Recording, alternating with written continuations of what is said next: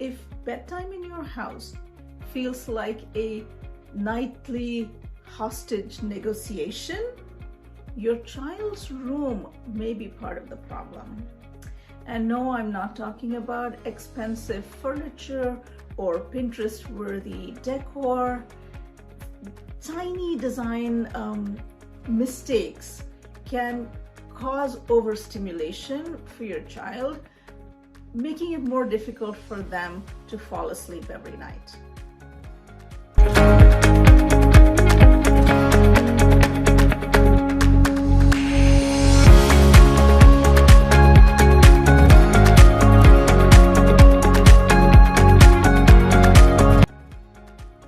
Hello, I'm your host Richa, and this is the Intentional Kids Room. This is where we design spaces and simple rhythms to help your children feel calmer, sleep better, thrive, and grow and explore their environment.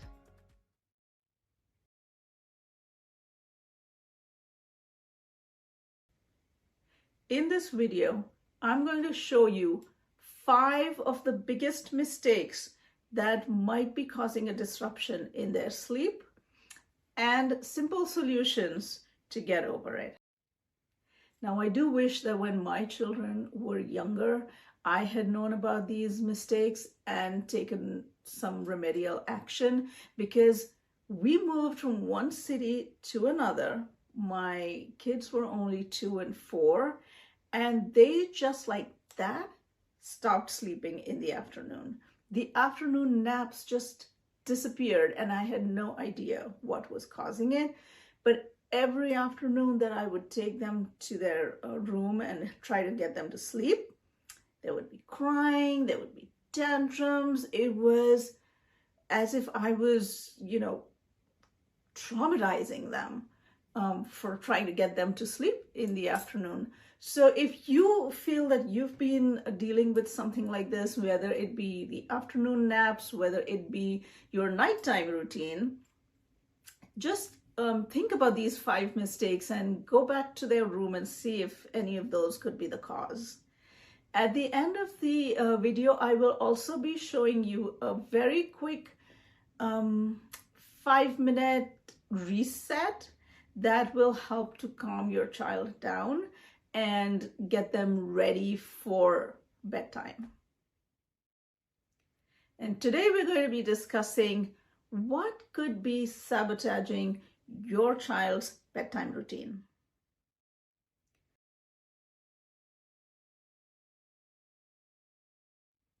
Let's start with mistake number 1, which is too much visual clutter. Your brain doesn't automatically switch off saying, oh, it's nighttime, let me turn everything off and go to bed, right? If your room is visually messy, and this is something that you already know because we discussed this even as adults, you want your house to be neat and tidy because that then affects your brain, makes your brain feel neat and tidy, and it calms everything down. So just as you would in the rest of your house, take a look at your child's room too, because these days they have so many toys. Maybe they were coloring and playing with Legos and have their stuffed animals out and about. That's a lot of visual clutter, and that's a lot of overstimulation for your child's brain. So try to remove all of these. If you have a lot of toys, you might want to only keep a few out at a time, rotate them. It gives something new for your child to be looking at as well. And then it also helps keep the room a little more tidy, a little more spaced out. There needs to be some blank space in the room. It shouldn't just be toys everywhere, books everywhere, crayons everywhere. There needs to be proper storage for all the toys so that when it comes to bedtime, the only thing that is in focus is the bed itself. Nothing else should take the focus away from the bed. Similarly, if you have colors and patterns, too many colors and patterns, and this is someone who loves color and patterns telling you this, there is nothing wrong. Of course, it's your child's room. You want it to be colorful, you want it to be playful, but there has to be a balance. So if there is too much visual clutter, the eye running from one place to the other, oh, should I read a book? Should I play? Oh, look, I was drawing this and I didn't finish it. The brain is getting overstimulated, and so it's not able to calm down. So toy storage, very, very important. It helps clean the room up at the end of the day, making the bed the sole focus of the room, because that's all that they should be looking at this point of the day or night.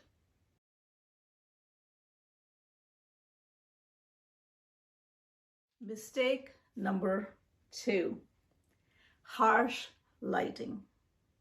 It is so important, just again, as in the rest of your house, to have different layers of lighting in your child's room. So if you have an overhead light, which might be nice for when they have friends over, maybe you want, the whole room to feel cohesive, but then there should be task lighting for when the child wants to study, so that they focus only on the desk and what's on the desk in front of them. There should be dim lighting, ambient lighting, when they are ready for the bedtime. So turn off all the other lights and turn on a nice, soft, dim light in the bedroom.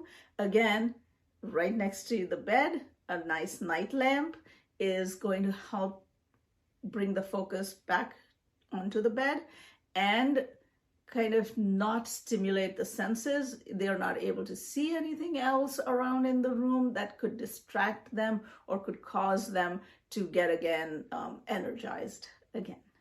So harsh lighting, again, not at bedtime. Keep it only for when there are a lot of other things going on in the room and you want to be able to see everything in the room. That's when you want the overhead light. Otherwise, task light for studies and a nice night lamp for when they're ready for bed. So I'm curious, what's the hardest part of bedtime routine in your home today? And do you have a special way that you deal with it? Please do write in the comments and tell me, because I might make a future video about it.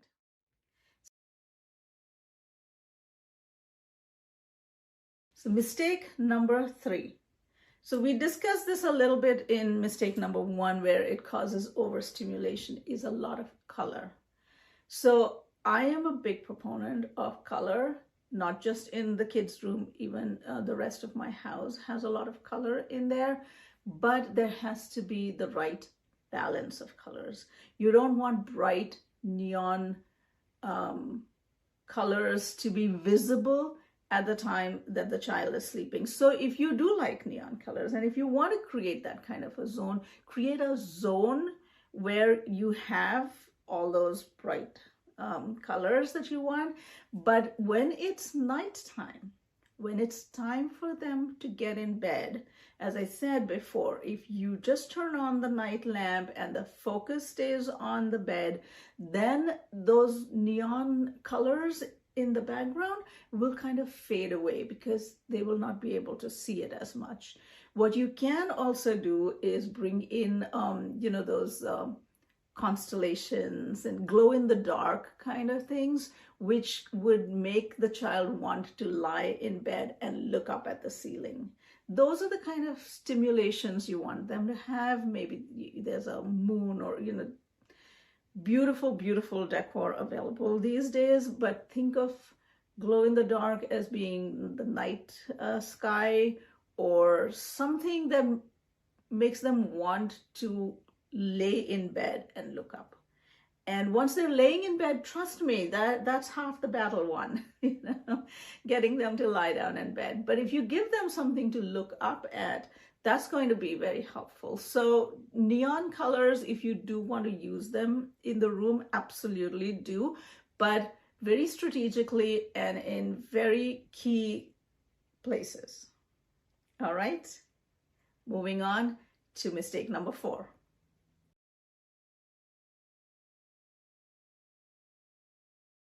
So mistake number 4 is a little tricky, because what we're talking about is if the room doesn't have, the proper sleep cue, it's not inviting the child to sleep. And this is again linked to everything else that we've talked about before, where you don't want to overstimulate the mind, but maybe what you want to do is clean out the room, turn on the night lamp, turn over the blanket, or whatever it is to make the bed look more inviting at that time of the night, so that the minute they enter the room, it's a change of mood. They go all the way from play to, okay. The brain then understands that there is a change in the environment. And this is why it is so important to understand how the environment affects your brain, because the brain gets signals from the environment, right? We are getting all our signals from whatever is happening around us. So when your child is in their bedroom, if the signals in the room, if the cues in the room are all about, it's time to slow down, it's time to take a step back, don't be jumping around, their brain gets that message.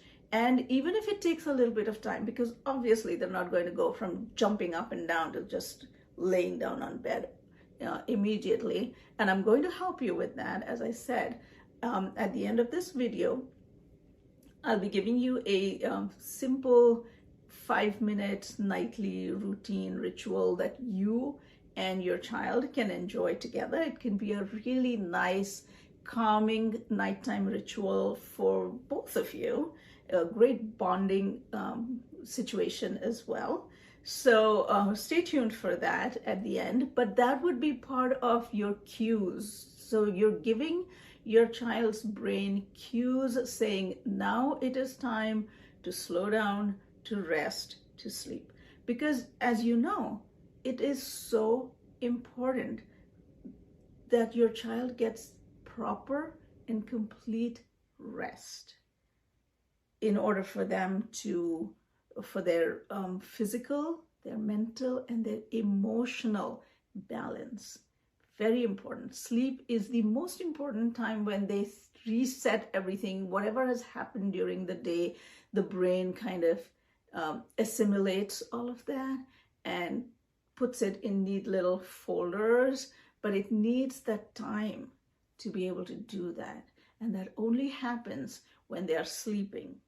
So pay a lot of attention to how you are bringing your child from that overstimulated, energized, very exuberant playtime to now getting into the bedtime routine. So cues, very important. I'll reiterate this. Make sure that the bed is the focus of attention at this time of the night. And you can do that by removing all the clutter from around it, putting on a nice, soft, dim night lamp, maybe glow-in-the-dark constellation on the ceiling. These are all things that are telling the child, now it is time to lay down and rest. I do want to ask you guys that if you are enjoying what I have told you so far, please, please, please do subscribe to my channel. It's called The Intentional Kids Room. The idea being to make the kids' room intentionally and strategically perfect, where they can grow, thrive, explore, be the best version of themselves.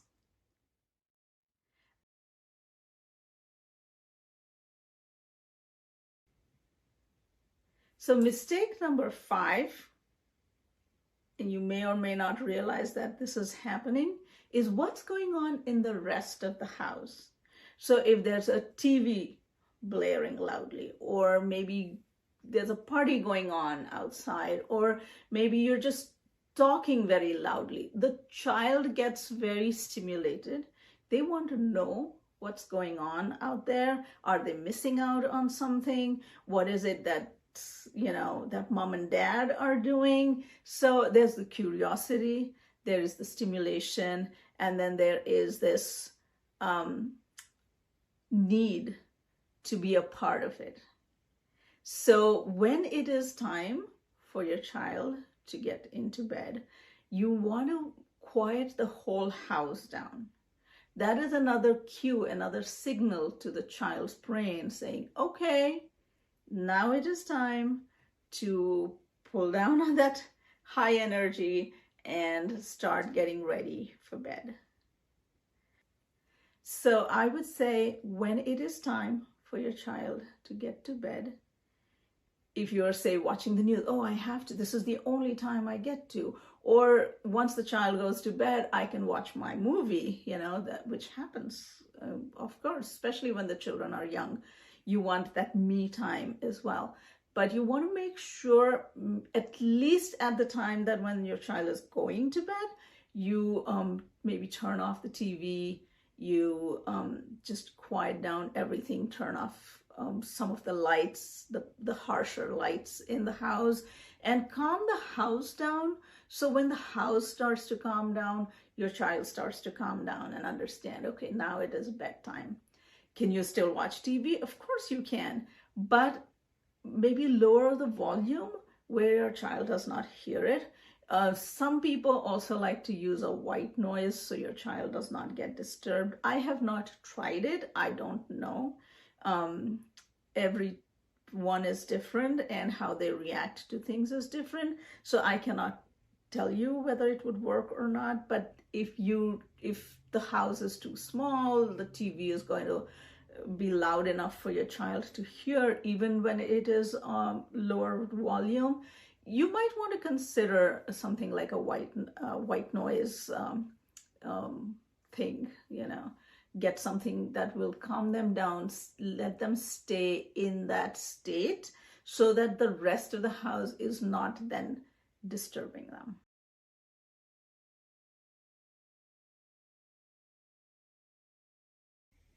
Hello, and welcome to the 5-minute reset routine. I hope you will do this together as a family. It's a nice way to calm down before bedtime. We will start with some simple grounding and breathing work.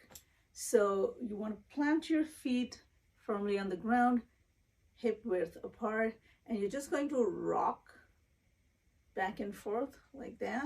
If you want, you can keep your hands on your hips as well. We will do this to a count of 10. So start. 1, 2, 3. You can count with me. 4, 5, 6, 7, 8, 9, 10. All right, that was great. All right, let's do a little bit more work. So you want to just go 1, 2, 3, 4, 5, 6, 7, 8, 9, 10. Yay, we did that. All right, you ready for some breathing work? All right, what you're going to do is you're going to take your hand up and around like that, and same thing with your other hand, up and around like that, but we're going to breathe with it. Okay, so when your hand goes up, you inhale. When your hand goes down, you exhale. So come with me.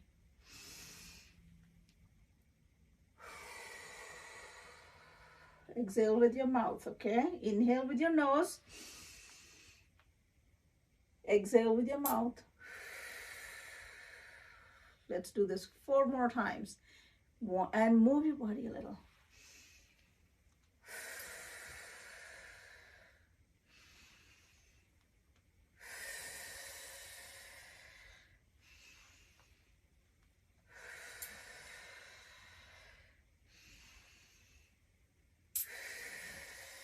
Very good. 2 more times.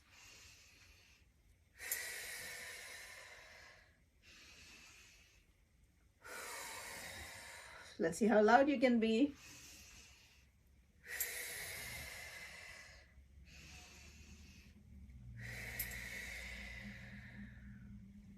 That was very nice. Are you ready for the actual dance? You can do whatever steps you want, or you can just follow along with me.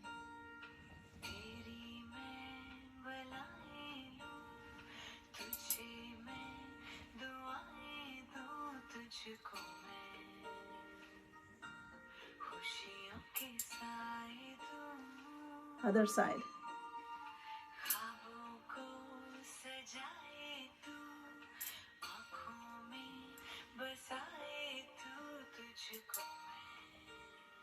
Very nice.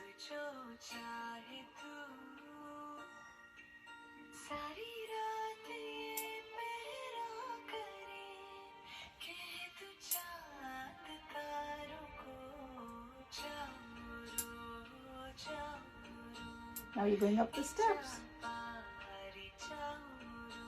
Again. Now on the other side.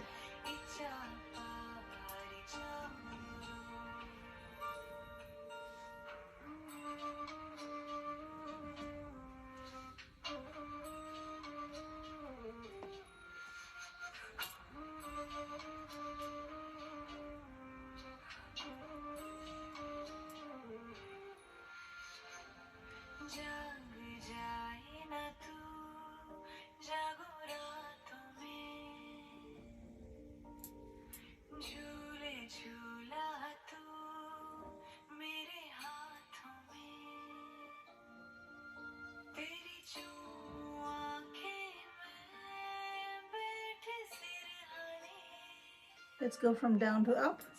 1. Again from the other side. You know this one.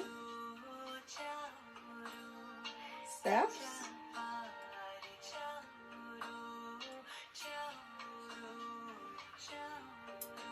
Other side.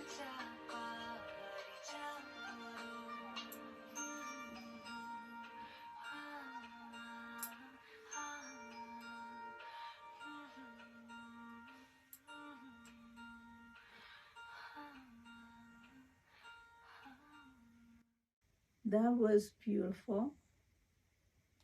You did amazingly well.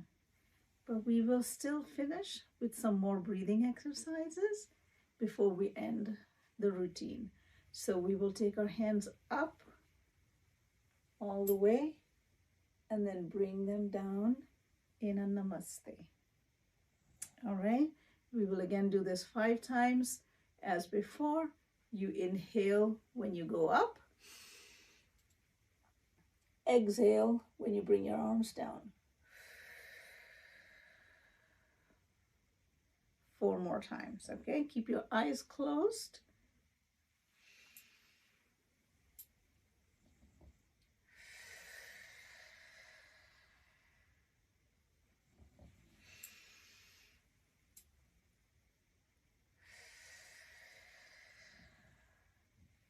Three, inhale. Exhale. And 1 more time.